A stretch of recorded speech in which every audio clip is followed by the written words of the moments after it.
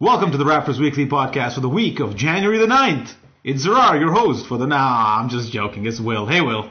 Hi, I'm your host, but Zarar's here. Yeah, I'm here again. I'm just not leaving Will's place today. I'm just not. No, but we just spent the weekend together to watch the Raptors lose 2 games in painful fashion, blowing 10-point leads along the way. No, all we're missing is Andrew, man. Yeah, where's Andrew? He's in, where does he live again? He lives in, like, north of Barrie, Aurelia, yeah. It's like, that's where James Harden shot his threes from today. Hi. Norman Powell from the Newmarket. Yeah, but he had a new one today. He called it Caledonia.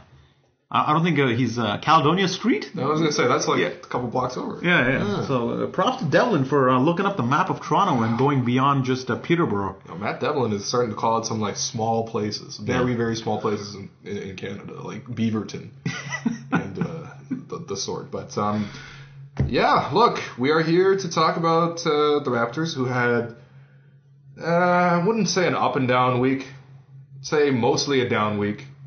It started with that loss to the Spurs, 110-82. Yeah. That was rough. That was a scheduled loss. We got spanked. And then it was the Jazz. That was a nice win at home. Scheduled win. Scheduled win, yeah, okay. I don't know, the Jazz are nice. Yeah, but that was one of those games, you know how they always say, it's the first game back from the West Coast, which could always be problematic. So, wait, hold on. I guess it wasn't problematic. Okay, well, first of all, they say everything could be problematic, alright? It's anything like, the third game at home and after, like, what? What do you mean? There's always a qualifier, but... Yeah, the Jazz, a solid win, look like the Raptors are back on track, and then the Bulls loss happened. Yeah. And this loss that we just witnessed to the Houston Rockets, I mean, it's left the Raptors fan base with quite a bit of preponderance. Yeah. And with the Celtics coming to town, I think, this week, oh my God. With a 1-game gap separating the two teams at this point, I think the second place, which seemed to be a sure thing now, is up in the air. Yeah, we had that shit locked up. We were up 6 games. Yeah. And I think whoever wins that Celtics game will be in first in the Atlantic. We need to protect the Atlantic. Yeah. We don't hang those banners for nothing. Boston might have 18 championships or 17 or whatever the hell they have, but we got 3 Atlantic. You see, Will, there was a study published in the Scientific American a couple of years back, maybe, which analyzed the faces of gold medalists, silver medalists, and bronze medalists as they stood on the podium. Okay. And so every time a medal was awarded, or whatever ceremony happened, they put cameras on the gold medalist, the bronze medalist, and the silver medalist, and they noticed something, that after the whole sample size was collected, that the gold medalist was the happiest because he won the gold, or she won the gold. And second happiest wasn't actually the silver medalist. Yes. It was the bronze medalist. Right. Because the bronze medalist is comparing themselves to all the people that he or she beat. So they compare themselves downward. But the silver medalist, he had the saddest look because he's comparing himself upwards and he just lost the gold. Where I'm going with this, Will, is that the Raptors, over the last few years, have been the bronze medalists, where they've been quite happy being third or whatever in the conference, and just glad to be here. You know what I mean? They're invited to the party. They're one of the top teams in the NBA, and it's great. Even if they lost a playoff round, in the opening round, no big deal because, they're the bronze medalists and they're good to be here. But I think last couple of years, especially last year, they've been... they're now the silver medalists. So success for the Raptors is now comparing themselves upwards. And so far this season, I feel the Raptors have done that. They got off to a great start, and the talk over the last 2-3 weeks before this road trip was really like, what are the next steps for the Raptors in order to catch Cleveland and maybe rise up to the level of even Golden State or something like that. Yep. Basically look upwards. And this trip has kind of humbled them a little bit, where they're back to comparing themselves downward at this point, and that's why we're talking about Boston now. So there's been a bit of a shift in what the seasonal approach has been for the Raptors over the last 2 to 3 weeks. In case the listener thought I was going nowhere with that analogy, I hope you find that I have concluded it with some sort of conclusion. That is a classic Zarar anecdote that turns into a point about the Raptors, and this is why we miss you having as the. I mean, if anywhere new listeners to the podcast, the Raptors Republic podcast is not just me on every freaking show. Zarar actually does this show. He's been busy this year, but except for this weekend where we spent the weekend watching basketball. God, two shitty games, eh? Two shitty games. Honestly. Oh man, but no, you make a beautiful point, because I think the reason there's so much consternation with all this, because I think if you heading into the Raptors have had 2 tough stretches this season, right? And both of them were the Western Conference road trips. The first one of the season, after that back-to-back in Cleveland, and then back home for Drake night. You were there for that night. Yeah. Raptors just got their teeth kicked in, and then they went out west. That was a rough outing. And then this one, when the Raptors went out west for the World Juniors trip, it's the same thing. I think when you, from the outset, you could look at it rationally and say, this is going to be a tough game. Like, in the last game of a road trip in San Antonio. You know what they say with the last game of a road trip in San Antonio. I don't know what they say, but you probably lose, right? And so some of these things, you know they're going to happen beforehand. And yet, even when they happen, it still does reinforce what you're saying, is that the Raptors are not that great. And that's what it kind of does suck when you're comparing yourself constantly to the top, and teams are actually treating you as a potential team to the top, and they play hard against you. This is a difference where even last season, right, the Raptors won 56 wins, but I think that was the league was kind of catching up to how good the Raptors could be, because remember before the Raptors won the 56 wins, they were getting eliminated in the first round in a sweep by Washington, right? So Raptors could beat teams like Cleveland. Like, Cleveland didn't fully take the Raptors seriously last year. You could tell this year, LeBron's playing like 40 minutes against the Raptors. He's not playing 35. He's not playing 32. You're not having Delly guard Lowry. And so you can have some wins. Even the Golden State games, the Raptors played them very tight. This season, not the same, and it's and it's evident when you if you watch NBA League Pass or you check online streaming, try to always catch the opposing team's feed. Always. Not Leo and Matt, and just because of a different perspective. Yeah. And what you'll notice this year, much more so than even last year, is that announcers and players, when they talk about the Raptors, they circle this as a big game on the calendar, and they show up for this. It's not the old, it's just another game on the schedule. They look at it as one of the top teams in the league is coming over to our building, and we got to show up for them. Yep. And that's what's happening. Even Houston, for this matter, they came in today looking to make a statement. Before, beating the Raptors wasn't really a statement. This year it actually is, and that's part of being a top team in the NBA, that you got to play teams that are geared up for you, that are geared for you, right? And the Raptors are kind of finding that hard to. The other thing is that the NBA is so tiered, man. There's such a clear distinction between Tier 1 and Tier 2. Yeah. And the gap between Tier 1 and Tier 2 is so big that even though you are a top team in the NBA from a mathematical perspective, the gap between you and the top team is so big that it's almost like it shouldn't be a surprise if the second-ranked team in the East beat the first-ranked team in the East. Yeah. But in this East, that would be a massive surprise. Yeah, of course. Nobody expects anything other than Cleveland in the finals. A friend of mine just made this analogy, and we were just talking, and he goes, the Raptors right now remind me certainly of the mid-'90s Knicks or Pacers, who are a pretty good team on their own right, but they have Michael Jordan in the conference. Yeah. Right? So it doesn't even matter how good you are, because you got this guy in your conference who's just blocking the path to the NBA Finals, and you're really playing for second place in the conference. Yep. And that analogy is kind of true here, because it's, in fact, I think it's alarmingly true. Is that we are the Knicks/Pacers/Heat of this era, and LeBron is basically the Bulls of this era. Yeah. I mean, that's true. Look, you got to go over the Raptors' record, right? You look at games against the Warriors this year, lost both of them. Games against the Cleveland Cavaliers, lost all 3 of them. Other top teams, the Spurs, they lost. The Clippers, before they had all their injuries, when they were the top team in the West, the Raptors lost that one too. And now even like some of the ones, like, okay, the game against the Bulls, like, I mean, that was a ridiculous game. Yeah. But, of course, the Raptors keep losing in ridiculous ways to the Bulls. That's 10 straight. Yeah.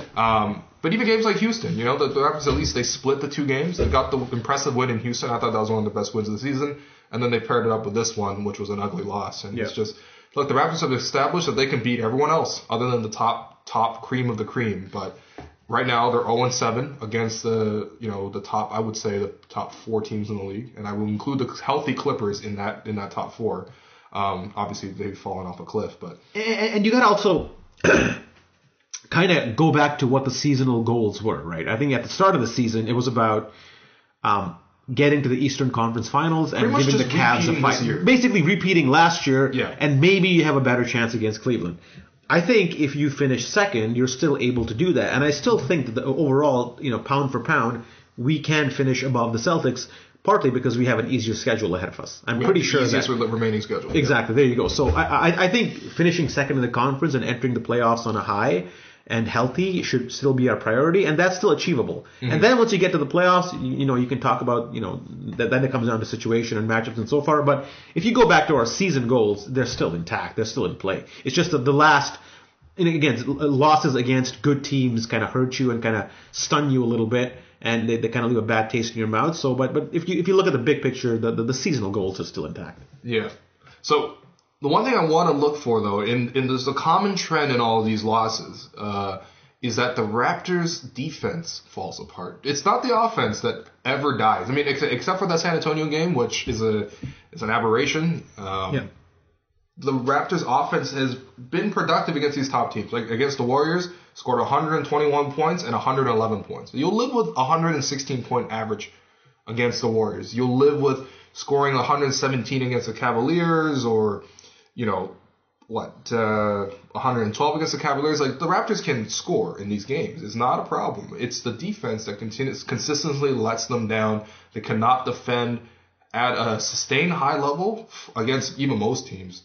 And against the top teams, they cannot defend at a sustained high level almost ever.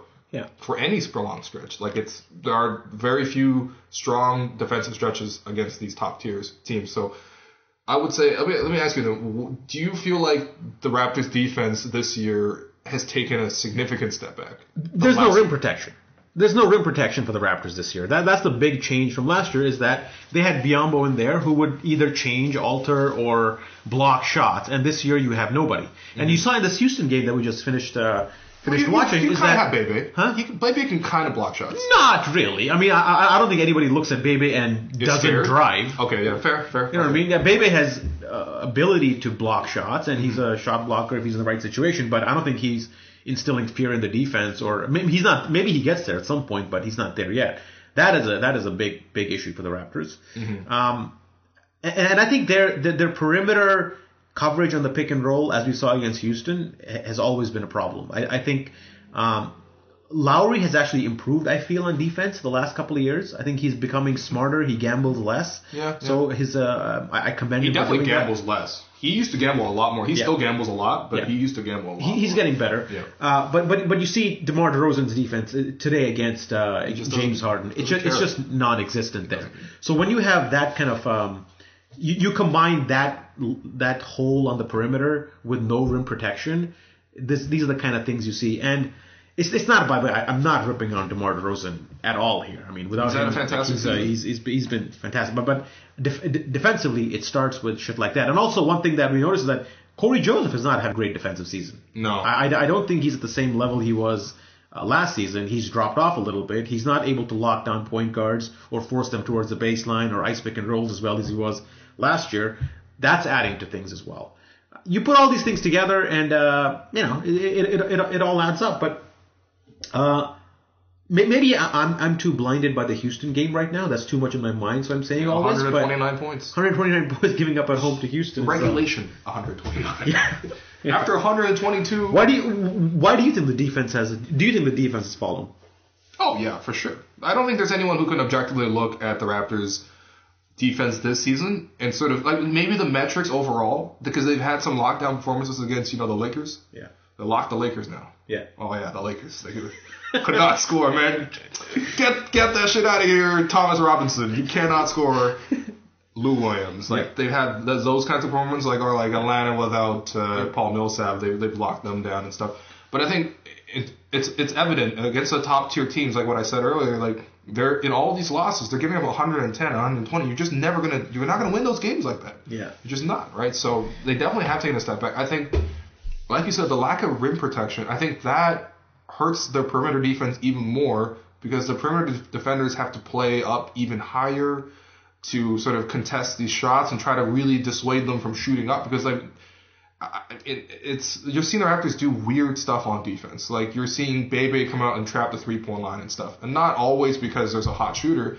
It's because they know if they don't contain that penetration right there will be nobody waiting at the rim. Yeah. And that's a problem. And we're seeing like when Patterson went out, the defense and the offense goes to shit. And like, okay, so Patterson is a vital piece, and he's been here a long time. He should be vital, but if your defense relies that much on Patrick Patterson, as much as I love Patterson, he's a very useful, power forward for you, but you can't. Patrick Patterson is no one's like defensive anchor. Yeah. You're not gonna. Patrick Patterson as your best defender is not going to produce a top 5 defense, a top 10 defense. We've seen it before. It doesn't happen. No, you need the rim protection. The Raptors were great last year defensively because of Biyombo. There's no mistake. Well, they also played a different scheme last year. Yeah. They iced a lot more pick and rolls. This year, they're sending their bigs to do this weird high wall thing. Yeah. First of all, I've never heard of this high wall defense.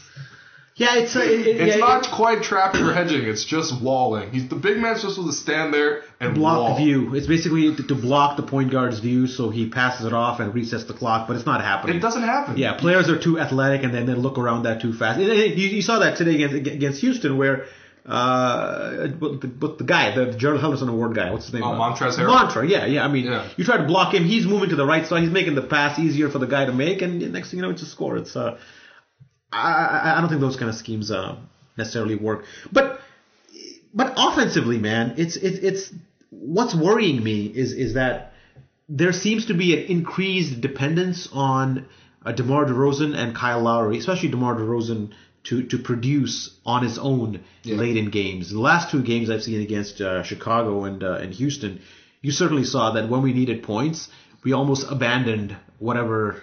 Everything. Yeah, and just went to DeRozan. Which, honestly, putting the ball, and you're right, we saw this in the Houston game. DeRozan came in, took over, scored like 5 straight possessions, but then started slowing down. Yeah. Right? It's kind of impossible to ask a man to keep the stamina up that high. Like, I don't even blame DeRozan at all. Like, DeRozan was good.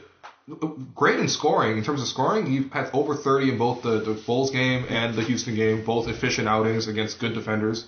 Ariza and Jimmy Butler on them. It's good stuff, but in down the stretch, like it's just not. It's not as effective, and they completely abandoned it. And now look, like having the ball in your best players' hands, like Lowry and DeRozan, that's fine. That's a good option. But when no one else at all is a threat, it becomes a lot easier for teams to load up on 2 guys, and whether that's trapping the ball or like in the case of Lowry, trapping the ball, keeping him contained with a big defender and the big coming up. That's what happened in the Bulls game.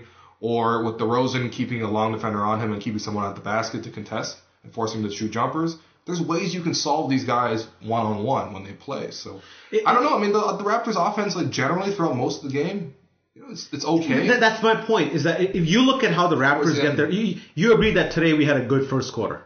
Yeah, right. It was great, 10. right? We were up 10. Look at how we score, and in general, not just in this game, how we score in the first quarter and how we score in the fourth quarter. It's never the same. 2 different things. It's entirely 2 different things. And if you look at other teams and you look at their first quarter offense and their fourth quarter offense, it's not that dissimilar. Yeah, there's more focus on the main guys to run the offense and they produce more, but generally the elements of it are the same. For the Raptors, their first quarter offense consists of DeMar hitting threes, JV getting the ball down low, for all kinds of nice stuff, right? But in the fourth, it becomes very, very superstar centric or star centric. Yeah. Other teams, they have that shift, but I don't think it's as dramatic. Yeah. And you know what? Again, like I should point out, this is not just like a results-based thing. Like we're not just slamming them because of the last 2 games and stuff. This thing does produce good results sometimes. Like we saw the 2 games against Utah where Kyle Lowry is just killing the Jazz in the fourth quarter. Sometimes giving the ball to your best guy works, but it's the sustainability to this kind of thing. Yeah. And if this is your only option when you get down the stretch, you're going to see some crunch time offense problems. So, but I don't know, man. The Raptors. Do we have topics or no? Do we have topics? No, I don't think we planned much for this podcast. No, we're both very tired. Yes, yeah. The pizza that we had, the Mamma Mia's. Yeah, can we Yeah, by the way, we ordered pizza. We paid for some chicken, jalapenos, all that stuff, and all that came was a cheese pizza. Cheese. And I tipped the guy a significant amount too. So you gotta check the pizza. I almost wanted to call him back and go, there's not even return to me that half $4 the toppings of this thing. Yeah. Okay. Let's talk about I find. Okay. Let me just hijack this thing. Yeah, go for it. Go. Just be the host. This is the role we're born to be. I find that. I think we talked about forcing shots and whatnot, and I feel that forcing shots by DeRozan or Lowry is actually a product of something, not their own volition. I find that, and we talked about this during the game, is that we have three guys in Patterson, Ross, and say Carroll or Norm. That's four guys we have. Yeah. And I'll say Carroll/Norm. It's really Patterson, Ross, and that duo. Mm-hmm. And I find that if two of those three players are having strong games, are reliable, you'll see DeMar and Kyle force less shots. Of course. And I find that these two guys only force shots when those guys are struggling. Mm-hmm. Right? And I feel that it's critical for the Raptors to have Ross or Patterson or one of Carroll or Norm playing at a decent level. Yeah. And that's the consistency that's still not fully there. I know Patterson's been out for injured or whatever. Ross has been better. But I still find that that's the element that will eventually determine how far this team goes into the playoffs, barring any trades. I think, honestly, part of it is because the Raptors' offense is so perimeter-oriented in the first place that it's hard for anyone. And this year, for example, Corey Joseph hasn't been able to generate enough of his own offense, so it's forced Lowry to create more. Ross, he has been more aggressive, and some nights he's there, but he mostly is a jump shooter. He's eerily similar to Jamal Crawford at this point. Remember a couple years ago, Dwayne Casey was like, "You're going to be our Lou Williams. You're going to be our Jamal Crawford. You're going to be a six-man scorer." Last year he couldn't really do it. This year he's really done it. He's done it, but he's not giving that night to night. He's not consistent. Yeah. And so when the options are there, typically the Raptors play really well, and all they need to do is play solid defense. In the Houston game, the Raptors could have won that one because DeMar Carroll was stepping up. Even Jonas was stepping up a bit, although Jonas' usage is one of those situations where even if he is hot, he's not getting the ball. Yeah. That's another issue altogether. But, I don't know, man. The Raptors' offense, I think when it comes down to it, it's so guard driven, and it's from the perimeter. The guard needs to beat their man either off a screen or off of just one-on-one, and then the offense happens. Yeah. But there's no one else being aggressive other than Lowry and DeRozan and Ross. Do you think when Sullinger comes back, it changes our offensive efficiency? I mean, maybe.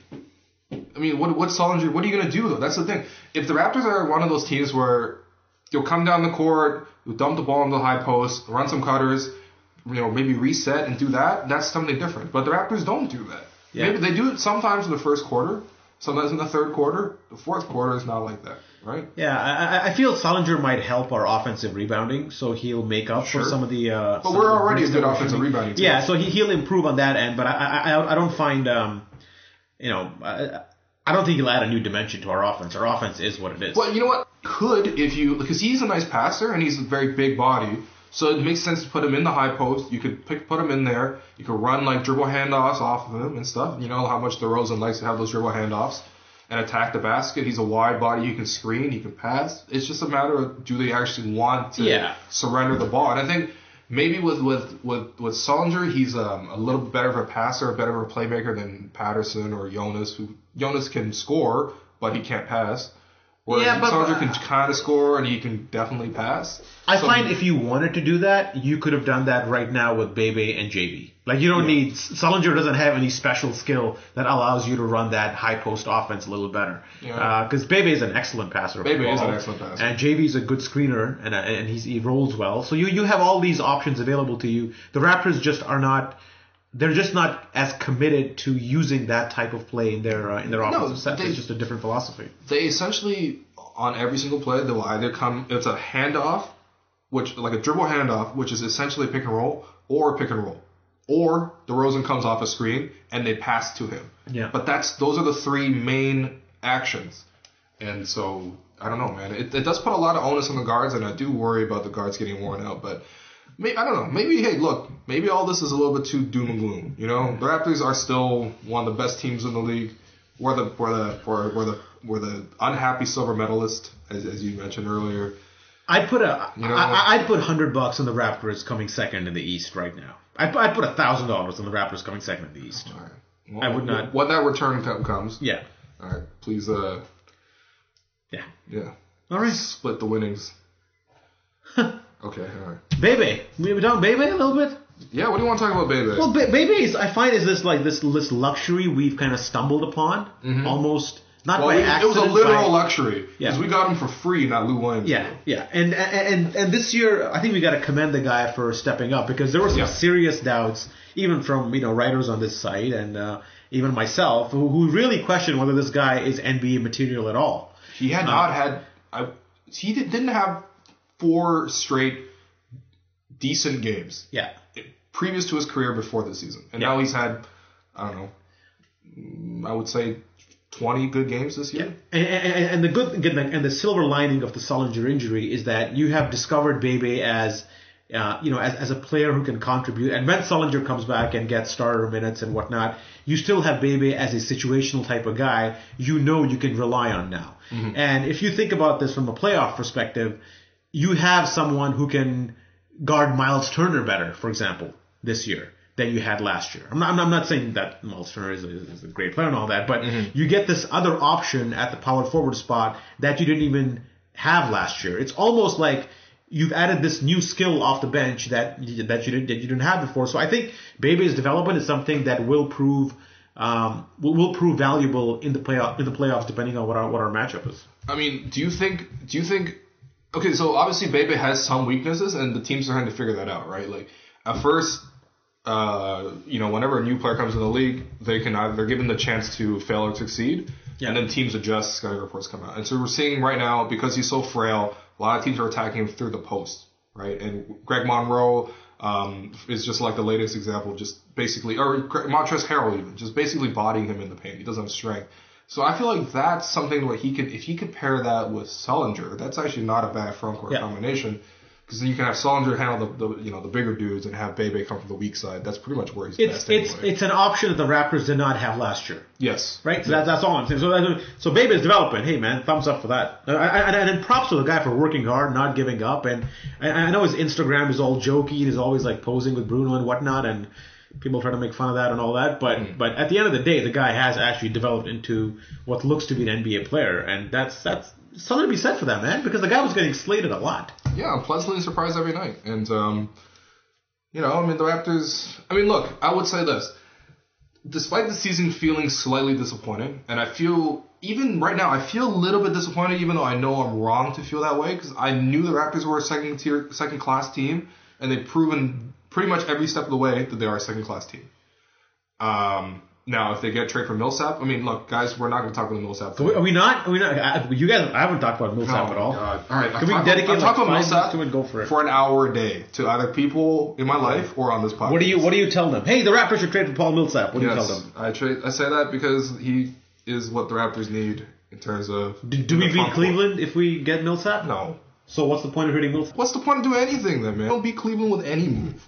With Boogie, you do. We're never gonna get Boogie. Aim high, Will. Aim high. I'm for the record. Hey, for the record. Yeah. News this week: Boogie voted DeMar DeRozan #NBA vote on Twitter.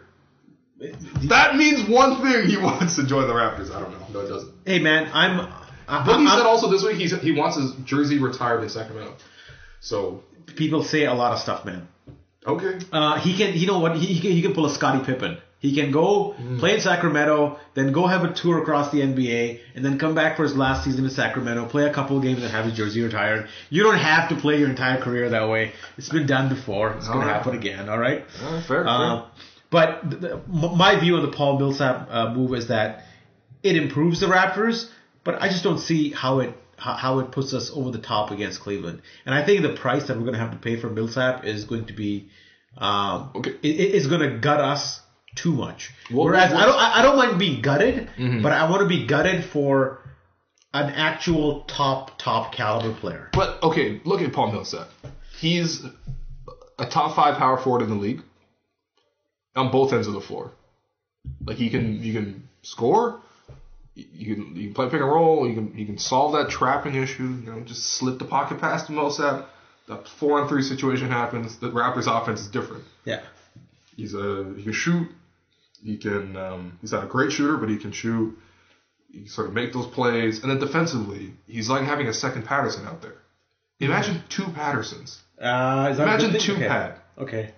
Oh, 2 Pat times 2, 4 Pat? Yeah, 4 Pat. Yeah, that's right. I can't visualize that, man. all I'm saying is, like, again, I haven't watched a ton of Raptors this year, man. But I just feel that Paul Millsap is just a Band-Aid solution to a problem of not having a third superstar. And I don't think Paul Millsap is your third superstar. I think even if you have to, like, gut your roster this year, get Boogie and start next year with DeRozan, Lowry. You can't get Boogie. That's the thing. Okay, you can't get him? Okay. Okay, Vivek Ranadive is legitimately insane. And what? He is not... He's not insane. Sorry, what am I saying? He's one of the richest men in the world. Well, actually, rich men are pretty insane in general, really. But Vivek is very stubborn. I would say that much. Headstrong in this sense. He's not trading Boogie. He loves Boogie. He owns the franchise. Let's move on. But, yeah, what else were we talking about, man? Hey, we got a question from our sponsor. He wanted us to talk there we about go.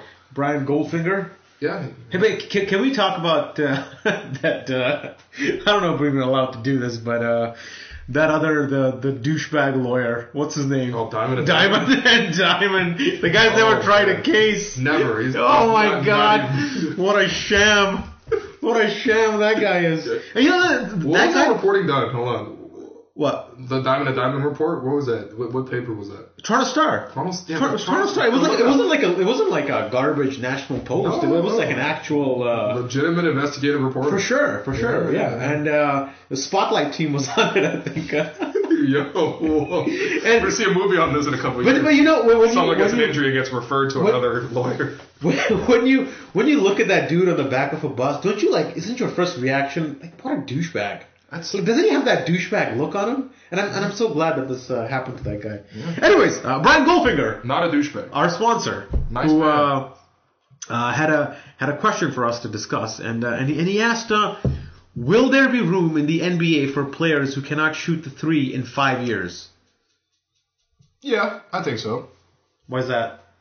Yeah, if you are big, and you are incredibly active and physical, and you can rebound, you can alter shots, then what's wrong with that? You can still be in the league. You can still play, because you know what it is? It's diminishing returns with the number of shooters you have on the court. Yeah. And whether you have 4 shooters or 5 shooters is not that different, especially if that lone non-shooter can roll to the basket and create space, right? Because what shooting is all about is creating space. Yeah. And so if you can roll, you're also creating space. In fact, if you have 5 pick and pop guys out there, that's probably not a good play. You can just switch everything. There's no space at all.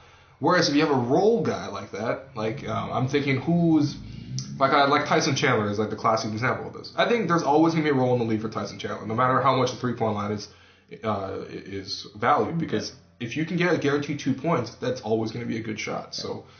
And I think if you can't defend the 3, that's a different story. Yeah, I think that's where I was going with this. Is that I don't think it's about shooting the 3. It's about can you defend. I think players need to be more nimble in defending the 3, and not just when I mean defend the 3. I don't necessarily mean like go out there and like check Steph Curry. Yeah, you don't have to be Tony Allen. Yeah, as a big. You just need to be a little more mobile and at least pretend like you can go out there and at least like put a hand in the face. Yeah. Or at least provide some kind of cover out there.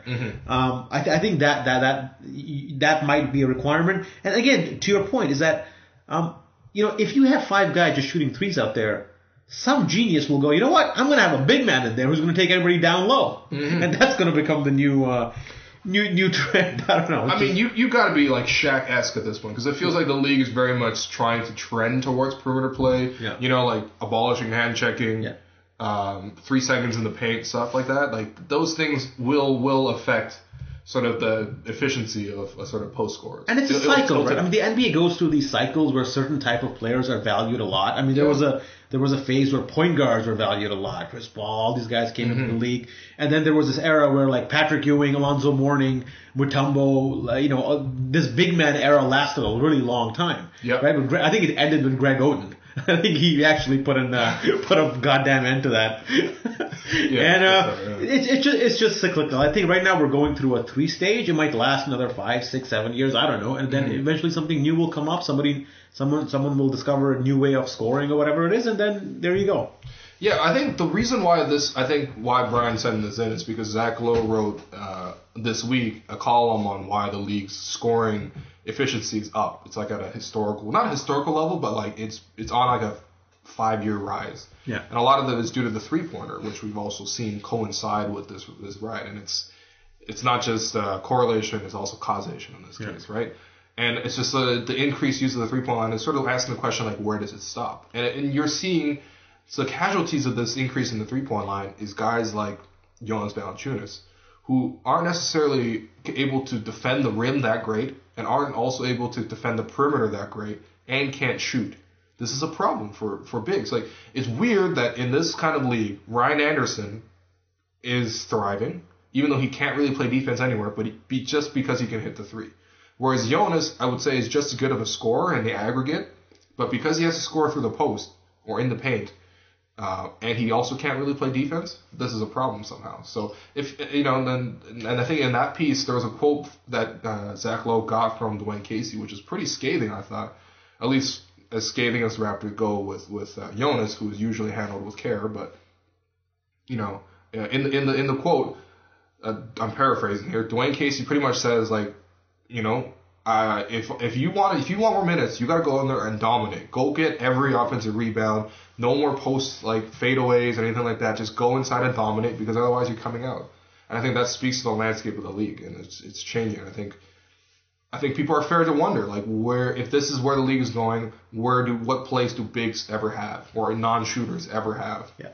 So, I guess that does it for the first half of the show. We're going to take a quick break. We're going to listen to Brian's ad, and then we'll come back in segment 2 with your Twitter questions. Get Goldfinger today. Here's the scenario. You're injured in a collision and your insurance company is denying your claim. It happens far too often. If it happens to you, call me, Brian Goldfinger of Goldfinger Personal Injury Law. My team and I work for people just like you. We don't accept cases on behalf of insurance companies, so you and your family can make sure that you're in good hands. Visit goldfingerlaw.com and get us working for you. Get Goldfinger today. Welcome back to the second half of the show. Got Zarar with me, and we're going to take your Twitter questions. You ready, Zarar? I thought by now we would have a jingle for this section. Like, shouldn't there be like some sort of music intro that we have for the Twitter questions? That's pretty much what Brian's ads is. Oh, yeah, I guess so. Get Goldfinger today. Okay, yeah, I guess so. Yeah. That's pretty good. There it is. All right, so here are the questions. First one from Mike Arms 4. How do you guys come up with Mike this? Arms 4. What's he saying? What's Mike Arms saying? How the hell does Lucas Nogueira keep getting minutes? What? I think he's angry after the Houston game when Montrezl Harrell lit him up. That's not Lucas Nogueira's fault that he's a one-on-one against Montrezl like 2 feet from the rim. Wait, hold on. What? You should be able to defend Montrezl Harrell one-on-one if you're a big. 2 feet from the rim? 2 feet from the rim, probably not, but I don't see what Bebe has done. Okay, I think maybe... It's the physicality, I think. I think Mike Harris 4, what's his name again? Mike Harris 4. Mike Harris 4. I think what might be that he feels that JV should be getting more time over Bebe. I think that's the root cause of his thing. And for that, I don't have an argument for that. I do think JV is getting generally shortchanged on this team when it comes to minutes and touches. Yeah. And if you had to pick in the Houston game, for example, a choice between JV and Bebe, I would have picked JV because he also gives you offense, and he also gives you he's not as good a shot blocker as Bebe, but I think he's stronger, so he gives you more defensively from that perspective. I think if you put JB against Montra, he has a better chance of stopping him than Bebe does. Yeah, no, in specific matchups, you would definitely want strength over length. So I have no hate for Bebe whatsoever, but I can see the dude's point of view that JB should be getting more time than he did, especially when he's perfect from the field, hasn't taken a bad shot, and is rebounding for you. Man, these questions are not friendly tonight. Next one from Joe Grow 2345. Why the F do we suck right now? Well, I don't think we suck right now. We're just schedule. We're just playing. I mean, again, you got to look at the travel, man. You got to look at the travel. There's a lot of time zones changing that's happening right now. It's affecting the team. But you're losing an hour every time you fly out to Memphis. But are we really sucking, or are we just losing to the teams that we're kind of supposed to lose to, with the exception of the Bulls? We're supposed to lose to the Bulls, man. Are we? That's like an eternal. No, but from a record NBA tier perspective, aren't we just losing to the teams that we're supposed to lose to? Yeah, is that really us sucking, or is that us just? I think it's just a consistency in which the Raptors have not. Okay, the Raptors haven't played at peak performance in a while, and I think some of that is the Patterson injury, which we didn't really talk about. Patterson's back; that's good. Yeah. He looked fine. Everything's fine. He looks a bit slow, but he's coming off injury. It makes sense. But I think, not having Patterson and then being a long road trip and playing some tough opponents in the West have really compounded some of these problems, I think. But so I disagree with the premise of the question. I don't think we're actually playing shitty. I think we're just we did have a long road trip, and we're playing some good teams at the tail end of it. We beat Utah, we beat Portland, we beat the Lakers, we beat the teams we're supposed to beat. We just couldn't beat San Antonio, and we beat Houston, which is on a roll. I don't think this is. Well, it's the Phoenix game, but. That was an outlier. The Phoenix game is only there because of the Golden State the night. I think that's just poor management. And depending on what your philosophy is on when you see a game getting out of hand, when do you want to rest your starters, you can make a case that Dwayne Casey should have rested DeMar DeRozan and Kyle Lowry against the Warriors. Okay, see, but I mean, you got to test yourself though. I'm not saying either. I'm just saying that's one argument to be made. So the Phoenix game could be attributed to that because they did extend themselves the night before in what was a blowout. And the travel. I mean, the travel from Oakland to Phoenix. These are they're traveling in a horse buggy here, not a. They walked there, man. The goddamn desert, man. Across the freaking Moses. Yeah. The travel. This is what Moses felt like. Yeah, Devlin loves to talk about that travel. Devlin and his excuses. Oh my God. Can you dude, Matt, I know you listen to the show. We're actually a big fan of you, Matt. Big fan on TNT. Big fan of Matt Devlin. Love the guy. Yeah. But you don't need to make excuses for us. Like when we're losing, you don't need to justify anything. You don't need to remind us of the travel or how many minutes somebody played the night before or that it's a tough schedule. We know it, man. Yeah, that's cool. We're mature fans. We've watched some basketball before. Losses are part of the NBA, and we expect them on certain nights. You don't need to justify it. And certainly, this year, I've been not watching a lot of Raptors basketball, but the contact no call is still there. Oh, it's always there, man. We need to get rid of that. It's not good because, guys, there are legions of fans watching this broadcast on NBA League Pass. And we can't have this kind of homerism on display. We don't need that. You're saying no call to the no call. There's absolutely no reason for it. Yeah. No, I agree with that. Yeah. It does also drive the fan base nuts. Yeah. Because everyone's after the game, like after that Chicago game, people are like, the refs. And I'm like, Raptors gave up a 19-point lead on their own and shot 43 free throws. You cannot blame this on the refs. Yeah. You blame this on the Bulls, who always beat the Raptors. But no, we don't suck right now, guys. We played a harder schedule. This happens, man. And the travel. But we'll see, though. If they lose this week's upcoming games, which I didn't even want to preview that much. Oh, man. But if we lose the Brooklyn or the Knicks game, maybe the Raptors are completely in a funk. But even if they lose those two, I don't think... it would be a shitty thing to do. But as long as you beat the Celtics. Yeah, I think you got to beat them. Is that a home game? All three are home games. For sure you got to beat them. For sure. Yeah. For sure. And they will. 100 guaranteed. We're going to beat the Celtics 100%. That's what you're saying? 100%. 100%. Okay. All right. I'm right there with you, but only because we both hate the Celtics.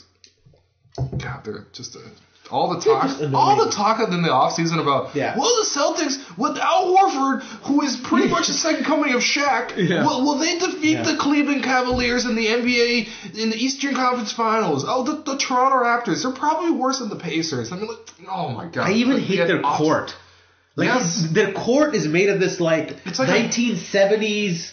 like hardwood, like you can see where Larry Bird bled. Like you see, oh my God, clean that thing, man. Bill Simmons is jizzed like it's just on the court. Celtics are they're just not a worthy franchise, and one day hopefully they'll get struck down and move to, like, I don't know, Dayton, Ohio. No, that's. No, the Celtics are awful, man. Okay, wow. Some of these questions, man, these are just not good questions. Look at this. From F3 Jimbo 1.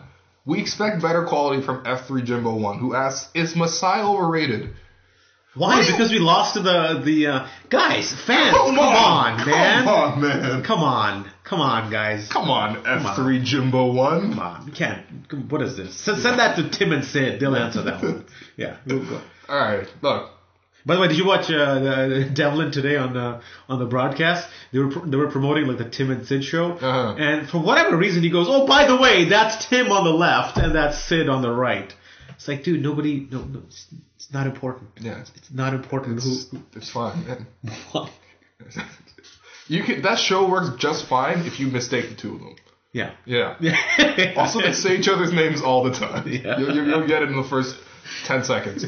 95 Crab Joe. Okay, this is a good question. What do you think of Tas Melis's perspective that the Raptors need someone like Nerlens Noel, a defensive center, rather than Millsap, a sort of a scorer kind of guy? Nerlens Noel's, I might piss off a lot of people. Might think I'm stupid, but I mean, Nerlens Noel's is a good defensive player. He's a good shot blocker. And I think Bebe can beat that in a couple of years. Okay, but right now, Is that the difference between us beating Cleveland or Nerlens Noel? Okay, but that can't always be that can't be why not? The question. Why can't that be the question? Why can't because that the be question is always no, man. No, it's not no. You can't get Boogie. Can we get the Jimmy Butler that plays against Toronto? Okay, who are you giving up? Who are you giving up for Nerlens Noel? I don't know, man. Were you going to give up Patterson for Nerlens Noel? No. Okay, then move on. What's the point of this conversation? I don't know. Well, honestly, all the trade talk, we have no idea who the Raptors would give up, so this is a problem. So if you're asking me that, hey, would you want Nerlens Noel who's on the waiver wire for nothing? Yeah, sure, why not? Yeah. You want me to trade Bebe for him? Yeah, sure, why not? But if you're going to ask me to trade, like, Norm or Ross or Patterson, no. We already have a sufficient, not equal, but sufficient shot blocker. Shot blocker who is sometimes injured and sometimes a little weak in Bebe. I don't know why that. Like, yes, Knowles is a better option than Bebe, but I wouldn't give up one of our other guys for him. Yeah, especially when he's coming up on restricted free agency as well. I'm not even talking about the contract. I'm just talking about the player. Yeah. All right. So no, I don't. I love Tas, but I don't see where that's coming from. Okay, let's dovetail this with this question. Dovetail, look at you. From Abigail A. Nice. A real name for once. No JT Jimbo 1 or whatever it was. What is Abigail saying? Abigail's got an old name, man. It's like one of those like 1850s names. It's right up there with Ruth. It's right from like the Salem witchcraft trials. Yeah, Abigail the witch. All right. Sorry, what's Abigail? She's not a witch. Since we're a guard-oriented team, do you think it's better that we have a defensive big? I wanted to like specializes in defense. Like, okay, you know what? With this team, don't say Boogie. Okay. What kind of player would you have centering this team? Is it Jonas? Like, and it's sort of to fit the system that the Raptors currently run. Obviously, if you bring a guy like Boogie, you change the system because he's a talent that changes the system. But who is the ideal center to play in this lineup? I think what Dwayne Casey wants is a center who just, as the quote you just paraphrased earlier, I think he just wants a guy who just goes out there, crashes the board, blocks shots, and doesn't demand shots. He wants Tyson Chandler again. He wants Tyson Chandler / Bismack Biyombo type player. That's what Dwayne Casey would want if you give him like his options, right? Mm-hmm. That's the type of guy that Dwayne Casey feels is most suited. Unfortunately, or not unfortunately, the fact is that even though JV is a pretty efficient offensive player, has a lot of strong offensive qualities, is a good rebounder, it's not exactly in line with what Dwayne Casey expects of a center on this team. Yeah. And that's the big cognitive mismatch that Dwayne Casey has with Jonas. Even though he's talented, there's nothing wrong with Jonas, he's not Dwayne Casey's type of center. His type of center is, as you said, Tyson Chandler, Biyombo, and that type of guy. I think that's one of the reasons why he's investing so much in Bebe, because he feels that maybe if he lets Bebe grow and blossom and flower and water him and put fertilizer on Bebe and put all kinds of things on him, Bebe's hair is pretty much a flower. He might grow into becoming the Dwayne Casey type center. I don't think it's going to happen this year. It may happen in the future, but that's what Dwayne Casey wants. So that's the type of guy that Dwayne Casey's looking for, and unfortunately, Jonas is not that guy. So Tass's point earlier of Nerlens holds here because he's more suited to a Dwayne Casey type player. Yep. I just don't feel that that's a trade the Raptors should make because it would involve giving up too much from an asset perspective, especially when you already have Bebe here. Yeah, no, I mean, this is you see this in every sport, like a classic example of this for all our Premier League fans out there. Daniel Sturridge. He's Daniel Sturridge with Jurgen Klopp. Yeah. Sturridge is a very talented striker. Yeah. Would play in a lot of top teams across the world. I mean, if he were healthy, right? But with Jurgen Klopp's system that requires like everybody to constantly run, and Sturridge is kind of like reluctant to run and press, he doesn't play, even though he's such a talented scorer, because the Raptors and Liverpool can still get production without him, so they play their style over that play. I'd give you another Premier League example. I'd go Juan Mata from Chelsea. Juan Mata, a fantastic player who was shipped to Man United because even though he's extremely talented from Chelsea to because he did not fit Jose Mourinho's system. Ironically, he's back on Man United now, but that's a different story. Another guy I want to give you from the Prem is Romelu Lukaku. Another guy, a talented guy from Chelsea to Everton. He went. Talented guy, but just does not fit with what the coach wants to do. Yeah, Chelsea's giving up a lot of talent, man. Let's not talk about Chelsea right now. It's a sore spot right now. Oh, yeah, that's true. Yeah, De Bruyne was just dumb. Let's get back to the questions. We'll be on the Arsenalist podcast later on. I don't have one. Okay, all right. Just lied about that. Arsenal Fan TV, that's the #1 podcast. You guys all shout out to Robbie, a good man like Robbie. Oh man, some of these questions are pretty. Just do it, man. Pretty bad. Just spit them out. They can't be that bad. Abigail, well done. No, Abigail's question was good. I'm trying to pick some of the good ones. 1700s now. All right, let's pick some bad ones. All right. By the way, Will's apartment here is very pristine. If I could describe it, I would call it a mixture of 70s architecture with 90s style. Yeah, and I'm only 24, so this doesn't make sense. But okay, here's some. There seems to be a guitar in the corner. Oh yeah. In a case, so it could be a guitar or it could be a violin. I'm not sure. Yeah, it's a prop. Come on, that's not a violin. That could be like cello size, man. Okay, all right. Jason Wafu27. Why does Casey hate Norman Powell? He doesn't. He does not hate. Why would he hate Norman Powell? He started him last game. Some of these questions are rough, man. Yeah, let's move on. Shame on you. Whatever. MUS1218 Corey Joe asks, is Bruno the answer to the power forward problem? Let's move on. I'm not going to answer this one, okay? Yeah, so. Trade Patterson, that's my question. What does that mean? No, don't trade Patterson. Try your hardest not to trade Patterson. Do people think Patrick Patterson... What do you think Patrick Patterson's market value is right now on the trade market? Not much. He's an expiring contract. Let's see. He's got a reasonable deal. Yeah, but it doesn't matter. He's an expiring contract, so he's a rent-a-player. And he really is a player who's a superstar within his role on the Raptors. Yeah. That role does not exist in other places, so therefore a lot of other teams aren't looking to trade. Here's the thing. Patrick Patterson, contrary to popular belief, is not a 3-and-D type player. He is not an efficient 3-and-D type player. He's not your Trevor Ariza.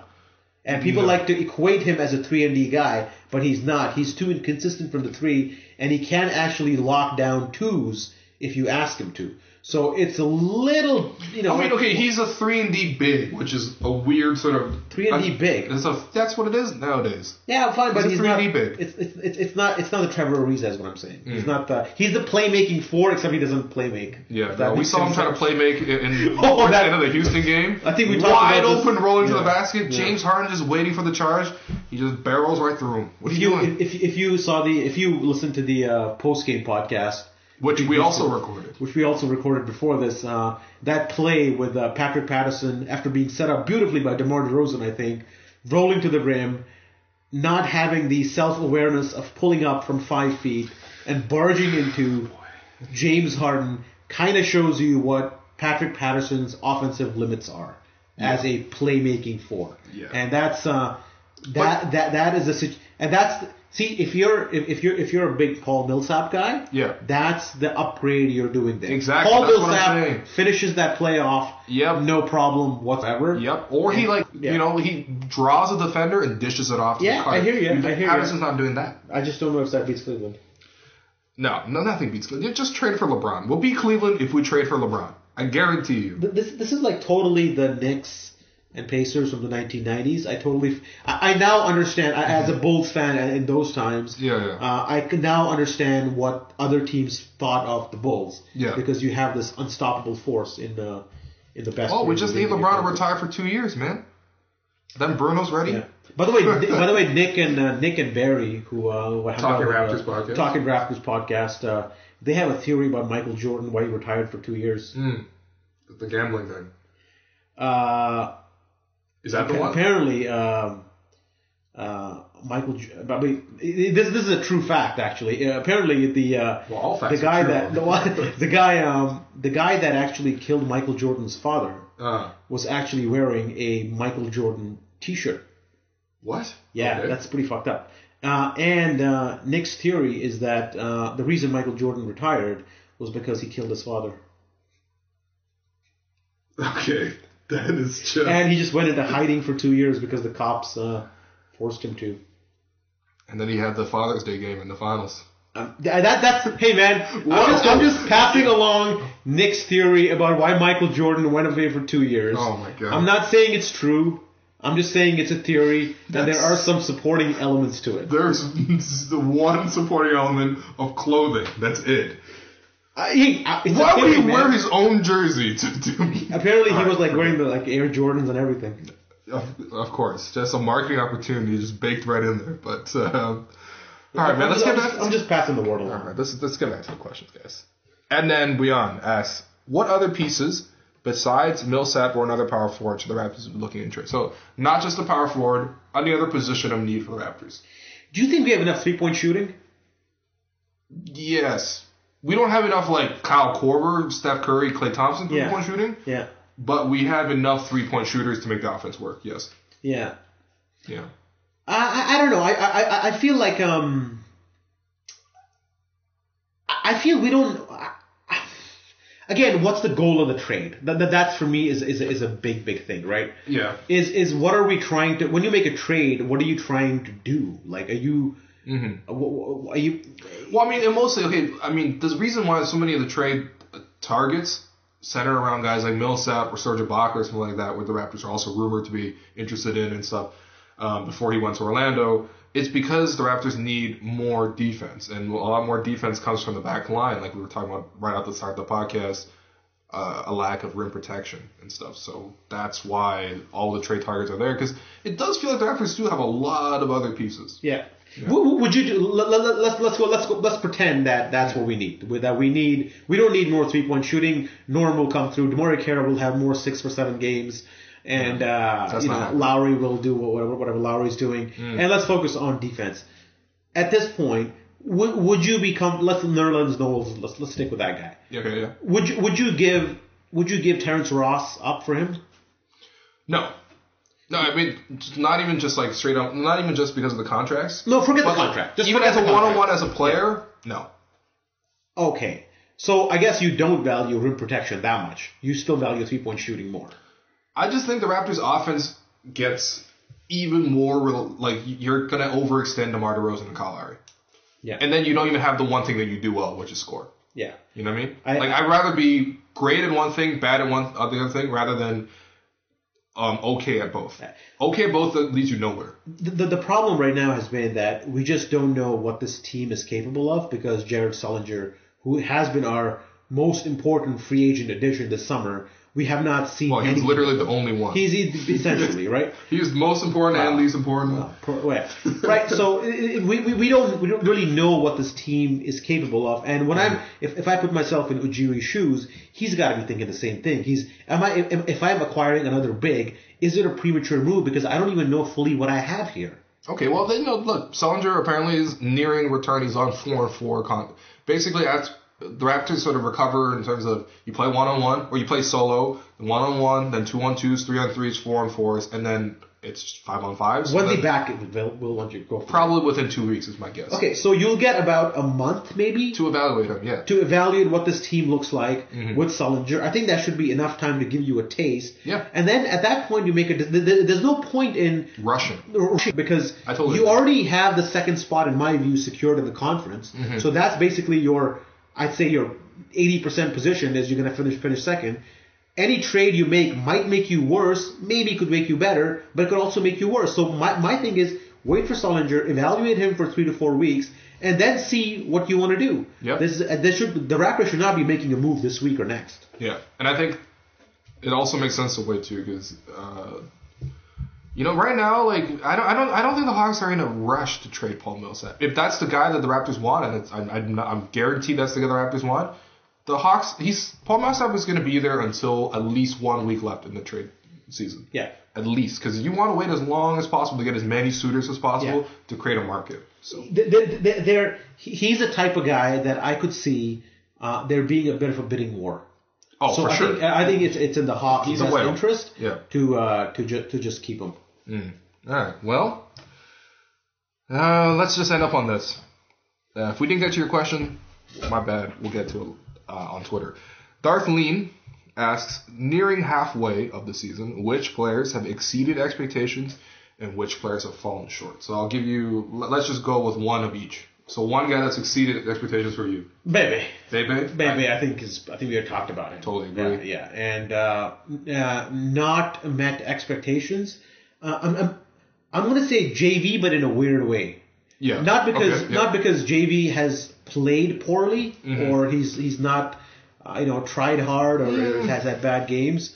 I just think that I expected, especially after his strong playoff performance against Miami and Indiana, where you could argue that without him we don't win that series. Yeah, no, for sure. Right, and he was also after that playoff performance where I thought the Raptors would see his value. I thought he would be playing a bigger role in this team. The fact that he hasn't played a big role, I would say, it has been a bit of a surprise to me. So it's JV, but in a weird sort of way, not because of his individual play, but his role on the team. I agree with you there on both of those accounts. I think with JV though, some of it, the blame does fall on JV personally. You just see like a guy like DeMar, he comes in every year, he does improve. JV kind of came in as the same player, and hopefully he was kind of hoping for a bigger role, and the big role never came. If he came in like super in shape, which this year he didn't, if he came in like super in shape, like just roaring right out the gate, like just killing it, I think the team would have eventually changed their game plan, but it is what it is. But I think JV has been very solid. He's had a very solid week, I would say, this week. You don't think he's improved his hook or his mid-range jumper? I mean, remember his mid-range jumper from 2 years ago, that awkward pump fake that was like really, really weird. You don't see that anymore. He's not doing that fake as much. He's not faking it 4 times in a row before passing. He's improved. Marginally, I would say with JV. Okay, I would say the guy for me that was the most positive surprise is Terrence Ross. Yeah. Yes, last year he was like borderline unplayable. I was mad at him all the time. This year, he's good. I think it's just the Raptors have evolved to a point where they don't need Terrence Ross. That's great because Terrence Ross is a great bench player. He's a guy who can substitute for you and give you great production in times where you don't necessarily need it. And it's a nice boost when he's having a great game because it means the Raptors are almost always going to win. And then he's also shown up in some of the big games. Like against Golden State, he was there both times. So Terrence Ross. And then the guy who's been slightly disappointing is Corey Joseph for me. Yeah. It's not the same Corey Joseph. So with Ross, I think we also got to call out is that I haven't seen his nylon calculus shot chart or whatever that thing is called. That website is it nylon calculus? Yeah. But I recall last year and the year before, he was essentially an entirely perimeter player. Yeah. And he did not even venture to go into the paint. And from what I've seen of him this year, there's at least 3 or 4 instances in a game where he's having good drives to the rim, either finishing in the 6 to 8 foot range, or going all the way to the rim, or doing something much more than just catching and shooting from 3. Yeah. He's got the little 2-step dribble pull up. Yeah. That's really nice move for him. And even in the Houston game, he had this one fantastic move where he aimed it high off the glass. I think. He had it. So. Much respect to Terrence Ross. I know he's been much maligned, and he looks a little lazy sometimes, and looks like he's basically just smoked a blunt, and he's out there. But props to him. I think he's improved. Does he go to the free throw line much? No. But that's never going to be his game. Yeah. That's never. If he goes to the free throw line, that's because he got fouled shooting a jumper. Yeah. And as for the Corey Joseph comment, man, it's just that he's forgetting all the shit that Pop taught him. Kind of, yeah. Oh my God, Dwayne Casey's got all the pop out of him. No! Oh God. Slowly he's gonna one day show up. It's gonna be Jared Jack. Oh God, Jared Jack. Jared Jack's available, guys. He's available. He's holding a tryout so teams can look at him. I don't know if people will actually come. Is it like he's rented a gym somewhere and go, hey, I'm gonna be here, come check me out, or is he like going like no, gym by gym? He's opening his own. He's holding court and having people come to him. I don't know who's coming to see Jared Jack off an ACL injury, being like, yo, I need to see what Jared Jack can give me right now. You know what I mean? Yeah. Like the Nets. Even the Nets don't want him. The Nets didn't sign him. Was there ever a debate? Like, wasn't there? I recall there being a debate. Jared Jack versus Jose Calderon. Well, there was definitely that. But was there ever a Jared Jack and Kyle Lowry? No. Did they ever play together? No. But wasn't there? There was a Kyle Lowry Jose Calderon debate. Yeah. Lowry came off the bench for like 3 months. Yeah. He's very inconsistent. He was going to leave in free agency. Yeah. But he didn't, and the Raptors had a great season. So that does it for the show. Zarar, your triumph have returned to the podcast. Yes, it was good to be here, man. Good to be here. Hopefully, I'll. If you want me, I'll come back in a couple of months, maybe. Yeah, for sure. Yeah. Let me know. All right. Well, guys, thanks everyone for listening. Rate us on iTunes and stuff. You know, how do they do that? I don't even know. How do they what? Rate us on iTunes. Write us on iTunes review and say nice things about. I think you gotta go open up your iPhone app, the iTunes app. Yeah, we're both Android guys. I don't know. Go to iTunes and rate us and put a comment down or.